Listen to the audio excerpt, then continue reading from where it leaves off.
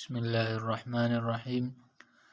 الحمد لله رب العالمين، الصلاة والسلام على أشرف الأنبياء والمرسلين وعلى آله وأصحابه أجمعين. أما بعد، د قضاء حاجت او د بیت الخلاء دویم ادب هغه د خانه کعبه او د قبله د طرف د احترام په حواله سره دی. وغدا شکله انسان قضاء حاجت ته ځي، نو د قضاء حاجت په وخت کې قبله ته نه مخ کوي او نه قبله ته شا کوي. په دې باره کې مختلف روایات راځي. یو حدیث امام مسلم رحمت الله علیه ذکر کړی دی، د ابو هريره رضی الله عنه په روایت سره فرمایي نبی علیہ الصلوۃ والسلام ارشاد فرمایو چې کله په تاسو کې یو کس هغه خپل حاجت ته کینی، نو قبله ته دې مخ کوي هم نه او قبله ته دې شا کوي هم نه.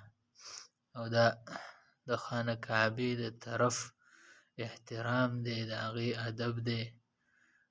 پکار ده چې مونږه د دې خیال ساتو او همیشه چرته چې هم که چرته په بهر ځای کې او کنه په واشروم او په ټوایلټ کې، نو چې مونږه د دې سمت خیال ساتو.